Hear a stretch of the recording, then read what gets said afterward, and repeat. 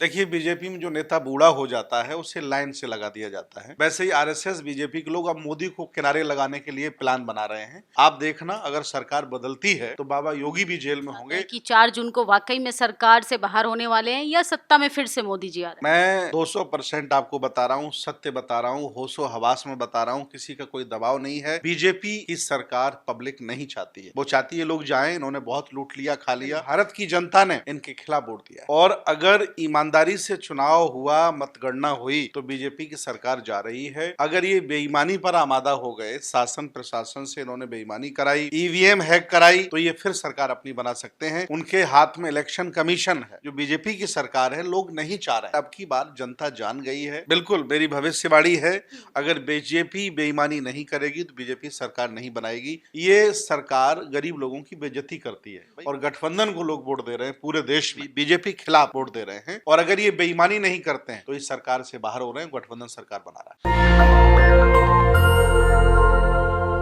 नमस्कार, मैं निधि रतन और आप देख रहे हैं नेशनल दस्तक। देश के प्रधानमंत्री के साथ साथ भारतीय जनता पार्टी मंचों से नारा दे रही है कि अब की बार मोदी सरकार, वो भी 400 के पार।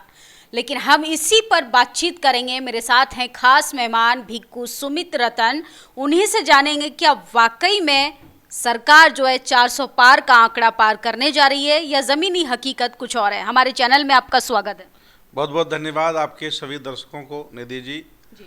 आज सच्चाई अगर आप जानना चाहें तो मैं बताऊं आपको, मैंने लगभग उत्तर प्रदेश के साथ साथ कई राज्यों का दौरा किया है। इस चुनावी माहौल में मुझे जो सच्चाई जानकारी में आई वो ये है कि लोगों ने बीजेपी को वोट नहीं दिया है। लोग जो बीजेपी को हरा रहे हैं उनको वोट दे रहे हैं और अगर ईमानदारी से चुनाव हुआ, मतगणना हुई, तो बीजेपी की सरकार जा रही है। अगर ये बेईमानी पर आमादा हो गए, शासन प्रशासन से इन्होंने बेईमानी कराई, ईवीएम हैक कराई, तो ये फिर सरकार अपनी बना सकते हैं। सच्चाई ये है, अब देखना होगा क्या होने वाला है।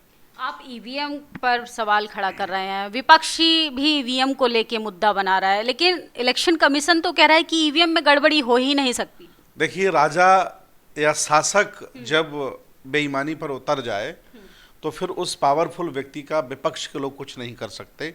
उनके हाथ में सुप्रीम कोर्ट है, उनके हाथ में मीडिया है, उनके हाथ में अडानी अंबानी हैं, उनके हाथ में सेना है, उनके हाथ में इलेक्शन कमीशन है। इसलिए मैं ये कह सकता हूँ कि अगर वो तानाशाह अगर बेईमान हो जाए तो उसका कोई कुछ कर नहीं सकता है। और अगर इस पर उन्होंने मन बना लिया होगा कि मुझे बेईमानी करनी है और फिर मुझे देश भारत को रसिया बनाना है, चाइना बनाना है, जहां परमानेंट राष्ट्रपति प्रधानमंत्री चुने गए, ऐसा अगर मोदी भारत बनाना चाहते हैं तो वो सरकार बना लेंगे। लेकिन भारत की जनता ने इनके खिलाफ वोट दिया है। आप देखेंगे लगातार मोदी जी ने राष्ट्र पे काम किया, राष्ट्र को मजबूत बनाने का काम किया, मंदिर बना के दिया। जो जो वादे किए थे मुझे लगता है जनता को वो पूरा करके दिया है। और अब आप देखेंगे कि आज उन्हीं के बनारस में भी चुनाव हो रहा है, जनता बढ़ चढ़ कर उनको वोट दे रही है। देखिए, कोई भी पार्टी है उसे वोट मिलते हैं, लेकिन जनता तय करती है कि ज़्यादा किसे वोट दिया जाए और किसे सरकार बनाने का मौका दिया जाए। अब की बार सरकार जो है, जो बीजेपी की सरकार है, लोग नहीं चाह रहे हैं। वो दौर था 2014 का, 2019 का कि मोदी लहर थी, लोगों ने प्रोपेगेंडा फैलाए, लोगों ने मूर्ख बनाया। लेकिन अब की बार जनता जान गई है कि इनका हर वायदा झूठा है और ये जानबूझ करके लोगों को मूर्ख बना रहे हैं और भारत की गरिमा को गिरा रहे हैं। इसलिए गठबंधन को वोट जा रहा है। हालांकि छोटी छोटी पार्टियों को भी वोट मिलेगा, 10,000, 20,000, 50,000, लेकिन ज़्यादातर गठबंधन ही भाजपा से लड़ रहा है। और यहाँ का जो हक वंचित है, असहाय है, कमज़ोर है और जो बेरोजगार है, वो सब गठबंधन को वोट दे रहा है, जैसा कि मैंने गाँव जा करके अनुभव किया है और देखा है। आप तो एकदम सटीक भविष्यवाणी कर रहे हैं बीजेपी को लेके। बिल्कुल मेरी भविष्यवाणी है, अगर बीजेपी बेईमानी नहीं करेगी तो बीजेपी सरकार नहीं बनाएगी, गठबंधन की सरकार बनेगी। लेकिन आप लोगों के आंकड़े कुछ और होते हैं, टीवी अखबार खोलेंगे उसके आंकड़े कुछ और होते हैं। वो तो देश के प्रधानमंत्री को 400 पार लगभग जिताने का काम कर रहे हैं। मुझे मोदी जी ने पैसे नहीं दिए हैं, मुझे गठबंधन ने पैसे नहीं दिए हैं, कोई पार्टी ने मुझे खरीदा नहीं है। सारे टीवी चैनल, अखबार खरीदे गए हैं, इसलिए वो उनको जिता रहे हैं। लेकिन मुझे किसी ने खरीदा नहीं, मैं किसी पार्टी का सदस्य भी नहीं हूँ। लेकिन सत्य बता रहा हूँ, जो हमने जनता में देखा है, महसूस किया है। बहुजन समाज का सवाल मैं आपसे पूछ रही हूँ कि लगातार इंडिया गठबंधन की तरफ से एक हवा उड़ाई जा रही है कि इस बार बहुजन समाज का ही कोई व्यक्ति प्रधानमंत्री बनेगा। क्या वाकई में जमीनी हकीकत पे ऐसा है? 75 साल के संविधान में, 75 साल की आज़ादी में आज दिन तक शेड्यूल कास्ट के व्यक्ति को प्रधानमंत्री नहीं बनाया गया। मैं तो चाहता हूं कि गठबंधन की सरकार बने और शेड्यूल कास्ट के व्यक्ति को प्रधानमंत्री बनाया जाए, या फिर अंबेडकरवादी, मानवतावादी, समतावादी, विज्ञानवादी टाइप के व्यक्ति को, ओबीसी के व्यक्ति को प्रधानमंत्री बनाया जाए। बड़ा दिल दिखाए गठबंधन, हम तो चाहते हैं। आप इतने वोकल हैं, जमीनी स्तर पर भी आपकी अच्छी पकड़ है, आप राजनीति में क्यों नहीं आते हैं?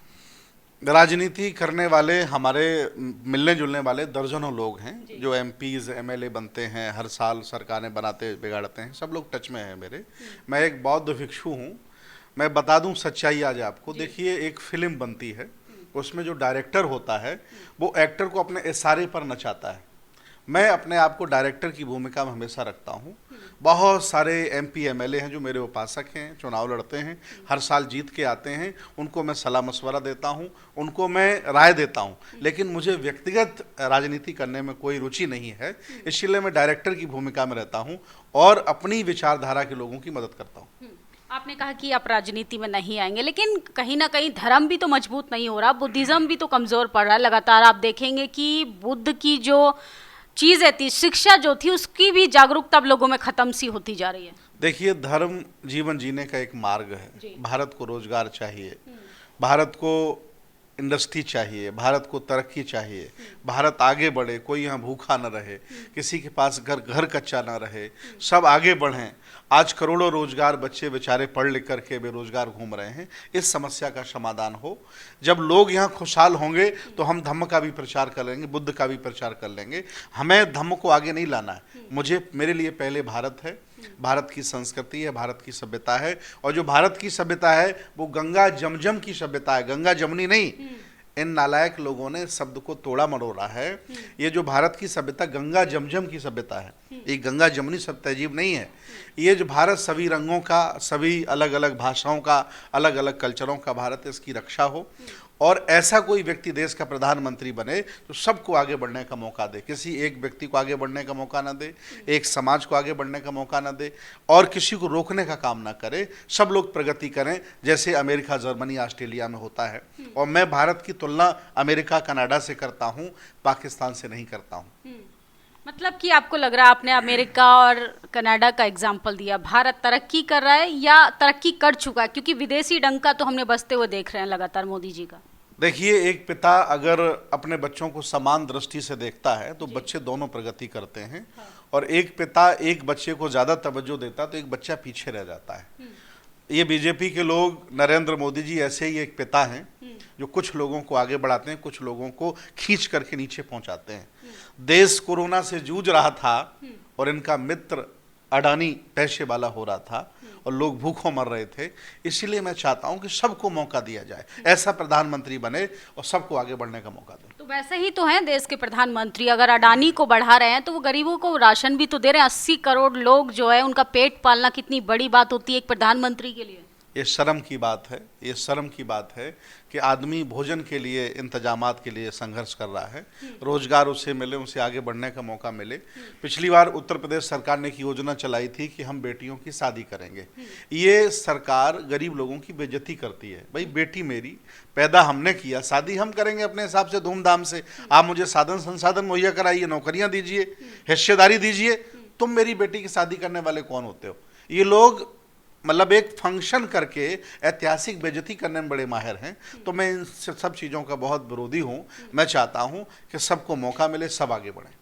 लेकिन उत्तर प्रदेश में तो बाबा का बुलडोजर एकदम न्याय कर रहा है। अपराध मुक्त राज्य अगर कोई है तो वो उत्तर प्रदेश ही है।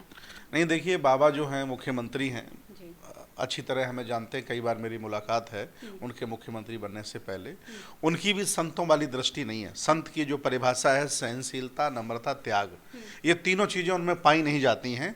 वो एक गुंडा टाइप के आदमी हैं। उनको जहाँ बस मिलता, जहाँ उनको मौका मिलता है, आज वो यूनिवर्सिटियाँ बना रहे हैं 3-3, कई हजार बीघा जमीन उन्होंने खरीद ली गोरखपुर में। ये गरीबों की डरा डरा के पैसा खींचा है इन्होंने, और अधिकारियों से लोगों से पैसा खींचा है इन्होंने, भ्रष्टाचार करके पैसा खींचा है। आप देखना, अगर सरकार बदलती है तो बाबा योगी भी जेल में होंगे, क्योंकि उन्होंने कई हजार अरब की संपत्ति गोरखपुर में बना ली है। आप एक बेहद गंभीर आरोप लगा रहे हैं, वो भी योगी जी पर। लोग ऐसा कहते हैं जमीनी स्तर पर कि मोदी की आलोचना कीजिए, योगी की नहीं, क्योंकि कहीं ना कहीं योगी की आलोचना करना आपको भारी पड़ सकता है। देखिए, बीजेपी में जो नेता बूढ़ा हो जाता है उसे लाइन से लगा दिया जाता है। जैसे मुरली मनोहर जोशी हैं, कलराज मिश्रा हैं, वैसे ही आरएसएस बीजेपी के लोग अब मोदी को किनारे लगाने के लिए प्लान बना रहे हैं और योगी को लाना चाह रहे हैं फ्रंट पर। लेकिन सच्चाई है, दोनों भ्रष्टाचारी, और दोनों में ही समता का भाव नहीं है, और दोनों ही नफरत फैलाकर लोगों को मूर्ख बना करके शासक बनने की जुगत कर रहे हैं। मैं इसके बहुत खिलाफ हूँ। तो 4 जून को लेके आपका क्या अनुभव रहा? क्या जनता को कहना चाहते हैं कि 4 जून को वाकई में सरकार से बाहर होने वाले हैं या सत्ता में फिर से मोदी जी आ रहे हैं? मैं 200% आपको बता रहा हूँ, सत्य बता रहा हूँ, होशो हवास में बता रहा हूँ, किसी का कोई दबाव नहीं है। बीजेपी की सरकार पब्लिक नहीं चाहती है, वो चाहती है लोग जाएं। इन्होंने बहुत लूट लिया, खा लिया। इन्होंने कई बड़े बड़े अरबपति खरबपति विदेश में भेज दिए हैं। अब उनके घरों में जाकर एसीओ में सोएं। यहाँ क्या करेंगे भारत में? अब जो कुछ बचा उससे हम लोग सरकार बना लेंगे, और गठबंधन को लोग वोट दे रहे हैं पूरे देश में, बीजेपी खिलाफ वोट दे रहे हैं। और अगर ये बेईमानी नहीं करते हैं तो इस सरकार से बाहर हो रहे हैं, गठबंधन सरकार बना रहा है। लेकिन मोदी जी तो दावा कर रहे हैं कि जब तक 2047 तक हम ही लोग रहेंगे, जब तक देश को विकसित भारत नहीं बना देंगे।